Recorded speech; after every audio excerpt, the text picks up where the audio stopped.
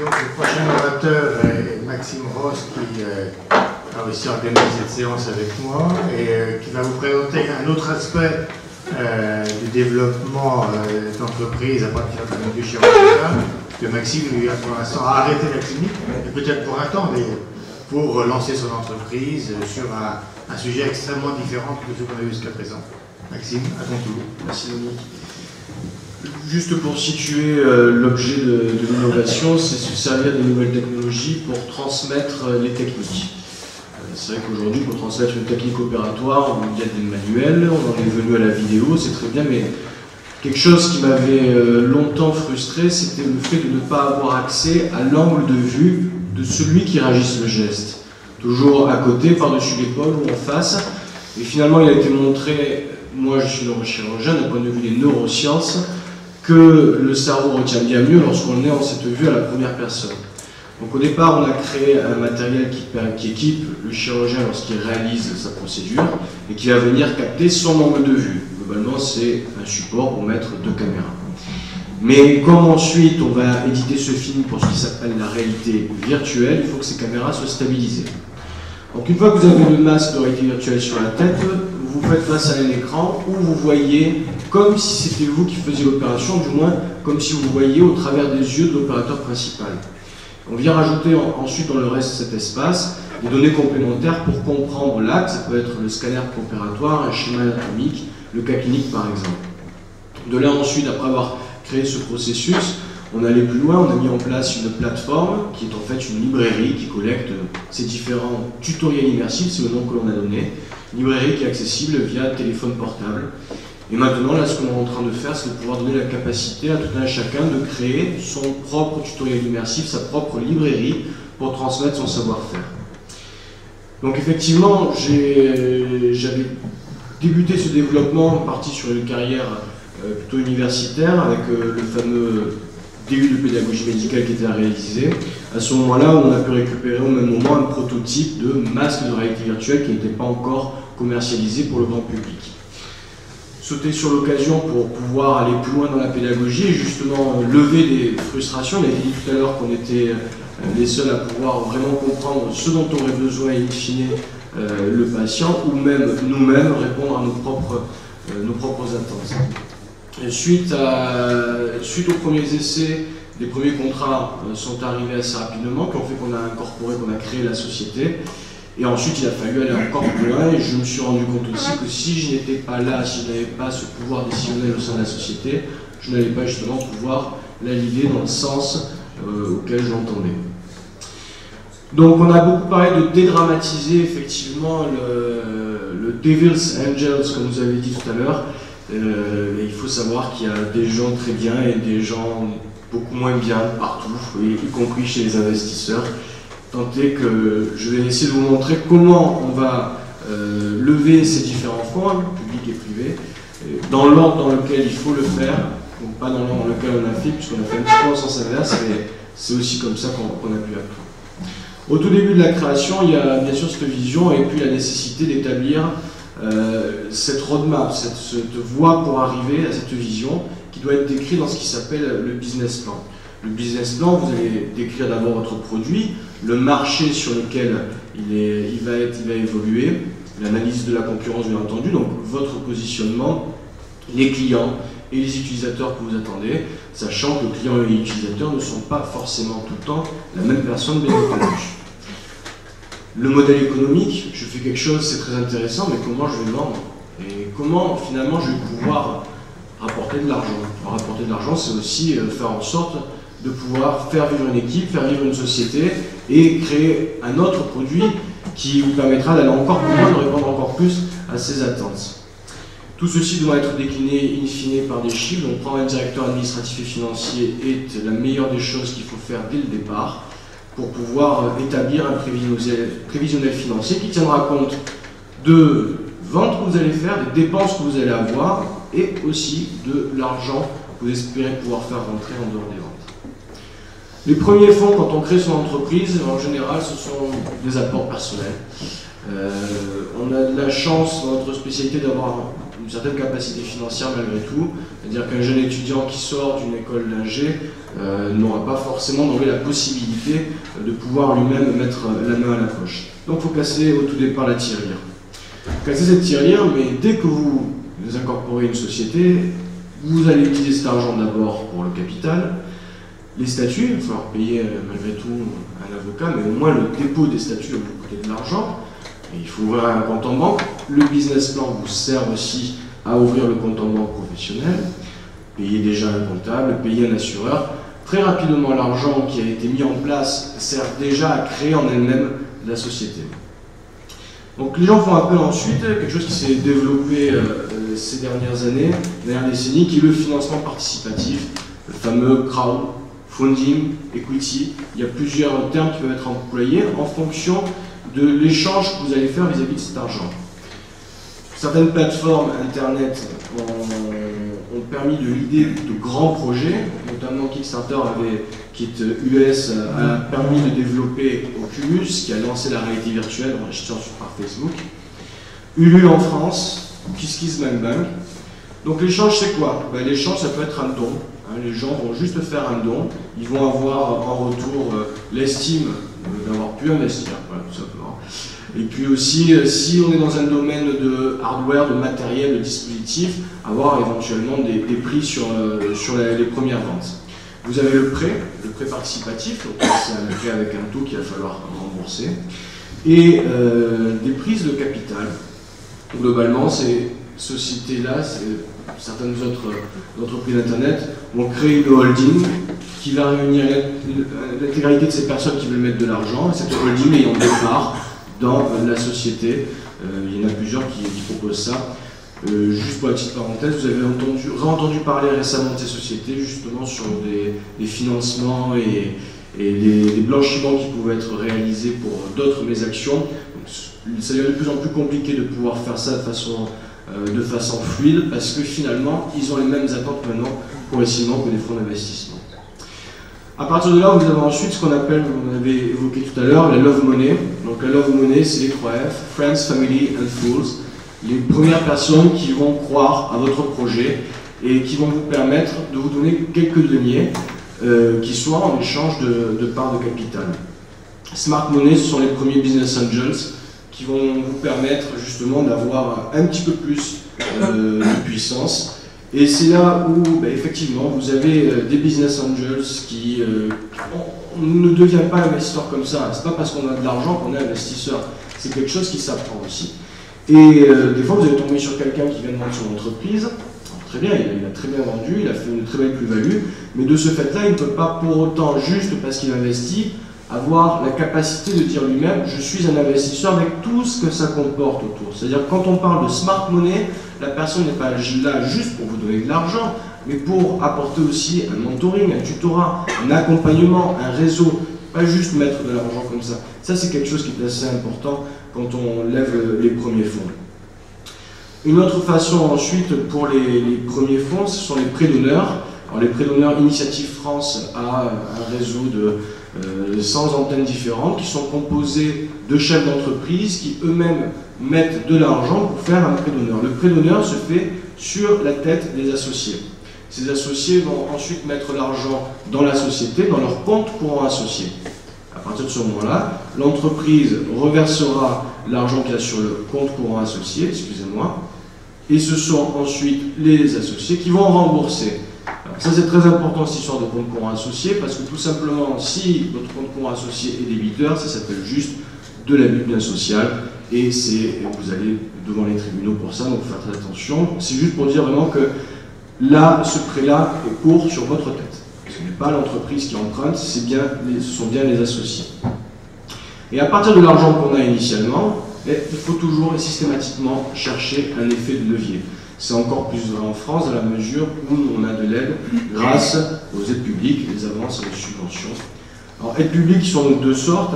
C'est via la BPI, la plupart du temps, mais vous avez aussi des aides régionales, la BPI servant caution à ces aides régionales.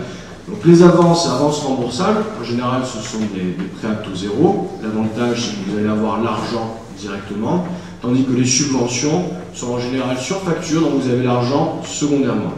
Ce qui est très important, c'est de savoir que ces aides-là se font toujours systématiquement en fonds propres. C'est-à-dire que l'argent que vous avez mis initialement et puis l'argent que vous avez pu récolter grâce à l'augmentation de capital est considéré comme un argent propre. Pas versus ça, on est bien d'accord. Ça veut dire juste que c'est l'argent qui fait partie de l'actif de la société. Si vous commencez à dire ben, je vais augmenter la trésorerie que j'ai grâce à une avance remboursable, et sur cette avance, je vais aller chercher une subvention, non, parce que vous avez déjà utilisé vos fonds propres là-dessus. Le levier, vous pouvez le faire qu'une fois. Il faut bien calculer à quel moment on va le faire en fonction de la subvention qui va être demandée aussi. Les autres aides privées viennent des banques, et c'est aussi la même chose, c'est-à-dire que, mis à part avoir une capacité de financement vraiment très importante personnelle, si vous allez voir la banque, ça va être en fonds propres par rapport à l'argent que vous avez disponible dans la société, et aussi sur votre tête, c'est-à-dire que vous allez mettre les appartements que vous avez qui vont vous servir pour prêter caution.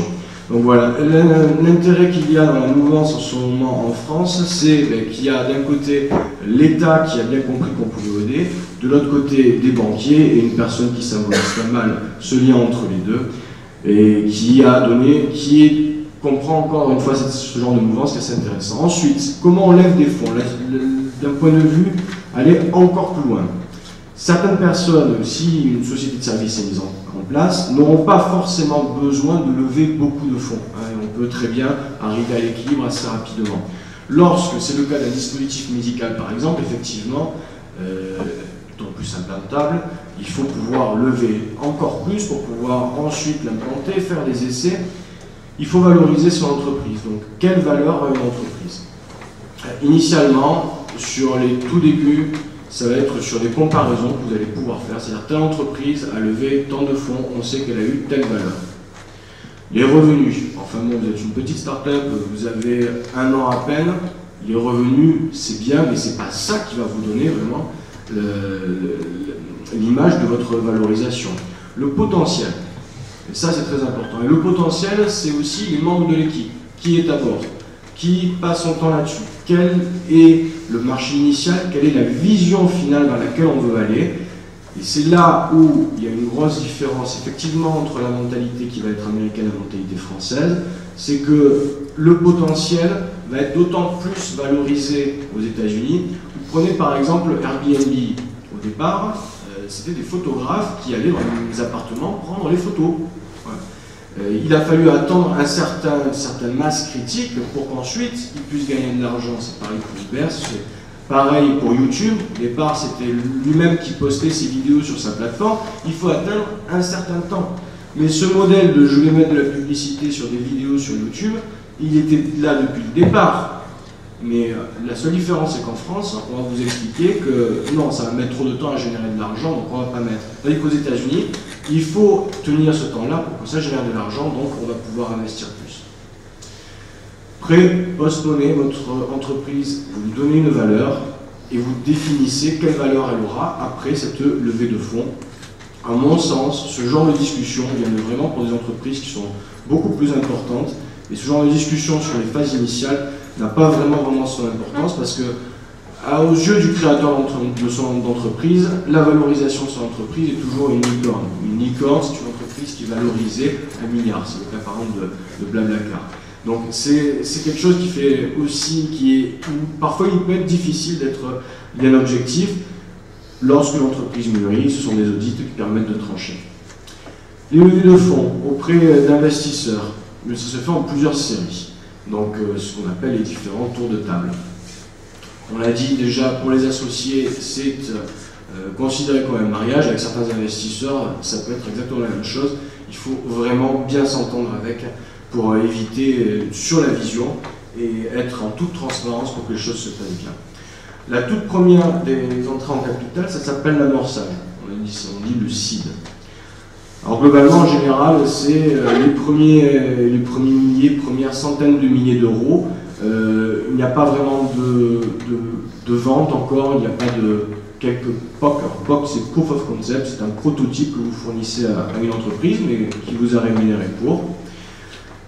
Tous ces ces curseurs, que ce soit d'un point de vue du revenu, de la capacité à lever, de la valorisation de l'entreprise sur les différentes séries, évoluent complètement ces derniers temps. Ça devient difficile, très difficile à s'y retrouver, puisqu'il y a l'influence américaine qui est une bonne chose, mais ensuite les définitions changent.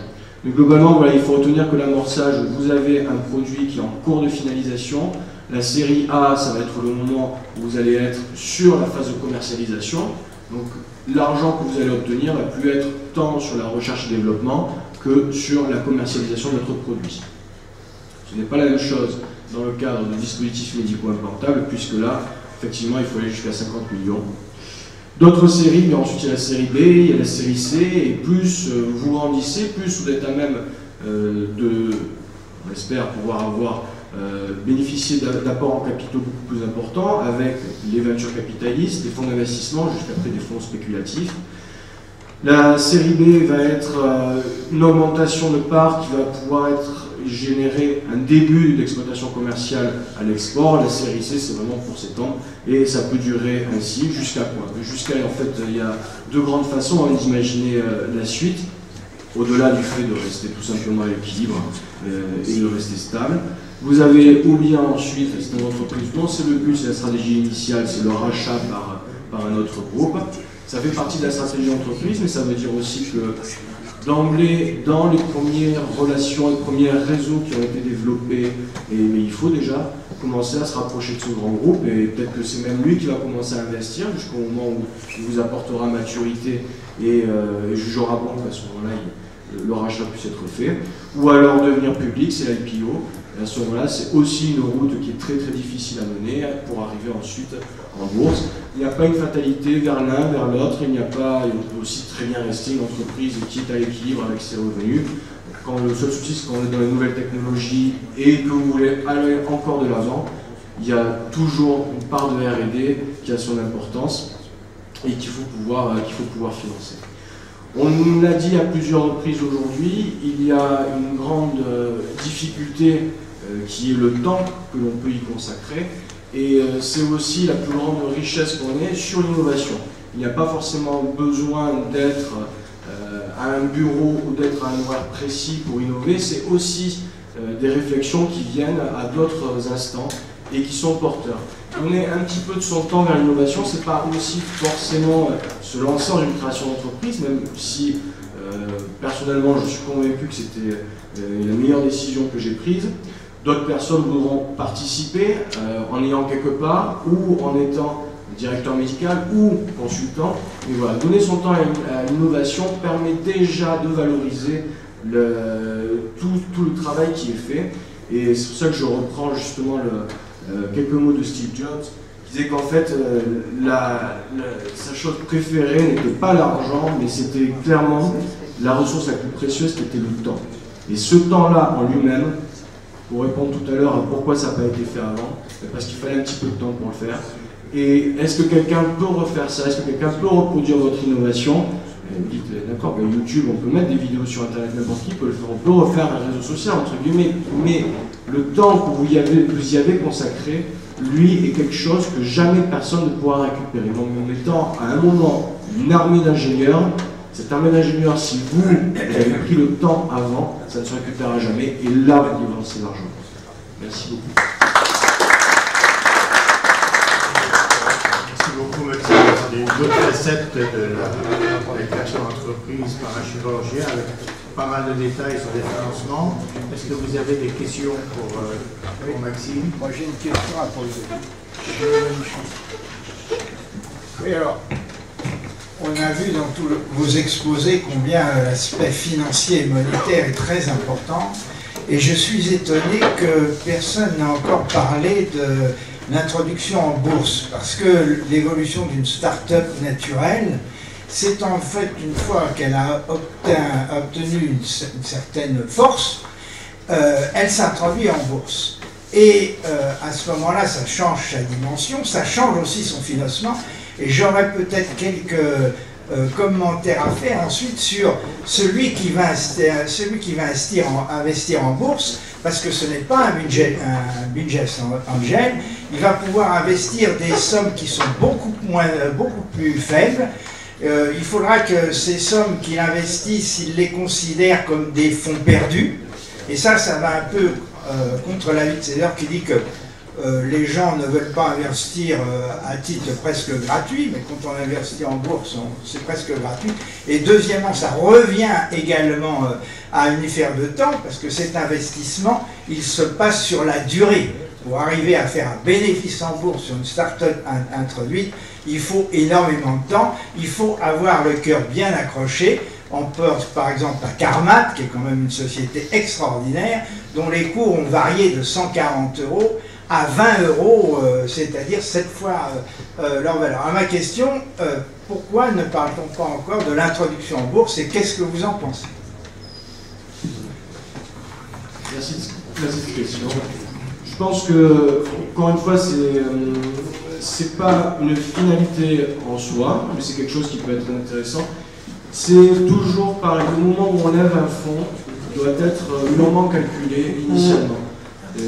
Ça va être un levier phénoménal, effectivement, mais il faut que déjà vous ayez les règles qui soient suffisamment solides lorsque vous préparez ça. L'entrée en bourse en elle-même vous coûte déjà quelques centaines de milliers d'euros, ne serait-ce que pour cette démarche, pour tous les audits que vous allez devoir réaliser, et puis aussi tout le réseau que vous allez devoir établir. Donc l'entrée en bourse, c'est quelque chose qui doit se réfléchir, mais où encore une fois, c'est vraiment un timing qui doit être vraiment très précis pour y arriver. On ne fait pas d'entrée en bourse d'une jeune start-up, sinon on va partir sur une spéculation folle. C'est ce qui se passe par exemple à l'heure actuelle avec ce qui s'appelle le ICO, Initial Coin Offering, le principe des bitcoins et des blockchains, où vous pouvez investir dans des startups comme ça et vous avez une volatilité de la monnaie qui est complètement aberrante, où finalement vous ne savez plus qui a quoi in fine. Et je vous rejoins sur quelque chose de très précis, c'est qu'au tout départ, il vaut mieux s'entourer de personnes sur cette smart money, parce que là, quand vous êtes en bourse, c'est pas forcément toujours des smart people qui vont venir prendre le ticket chez vous. Donc il vaut mieux vraiment s'entourer d'avoir un board qui soit bien qualifié pour être sûr qu'après, lorsque l'on passe ce cap-là, il y ait tout qui soit vraiment très carré et très long. Oui. Vous avez parlé de business plan, mais vous n'avez pas donné la durée de votre business plan, ce que je comprends très bien d'ailleurs. Mais il y a tout un tas d'entreprises type start-up en fait, qui ont une durée prévisible de vie de 4, 5, 6 ans, avec l'idée que quand ils vont revendre l'idée, ils feront la culbute. Alors là, on est dans l'innovation médicale, donc ça complexifie beaucoup les choses, parce que lorsqu'on a des projets qui vont s'étaler sur 10 ou 15 ans, avec parallèlement l'évolution de la médecine, ça rend le risque financier et le risque de déboucher beaucoup plus compliqué. Sans vouloir vous choquer, la vision globale, on l'a établie sur 30 ans. Ensuite, sur les business plans, lorsque vous allez lever des fonds, vous devez assurer une pérennité de votre entreprise sur une série A qui va être un financement de 12 à 18 mois. Vous avez la vision que vous pouvez établir sur 5 ans, bien entendu.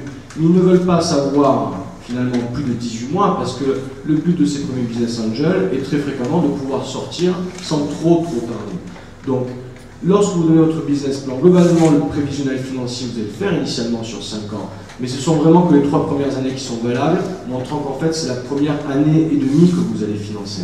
Puisque le reste, ensuite, ça va être aussi les différentes actions que vous avez prévu de mener lors des 6, 12, 18 mois suite à la levée, avec justement des indicateurs qui vont vous permettre de dire « j'ai validé ça, je continue comme ça ».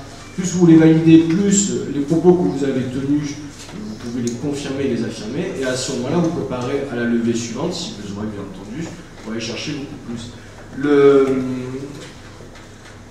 Tout ce qui est explosion de start-up en disant justement il faut y avoir le cœur accroché parce qu'effectivement Carmat finalement ils vont vous présenter quelque chose et finalement il faudra plus de temps que prévu, etc. Si vous vous souvenez des tout départs de Facebook ou de Google, on a entendu parler une fois et puis finalement on n'entendait plus trop parler, on avait entendu que ça avait fait un petit peu de bruit et après une fois plus tard, 5 ans après, ils reviennent avec vraiment toute l'entreprise qui est établie et qui prend une autre ampleur. La vraie viralité, ça n'existe pas.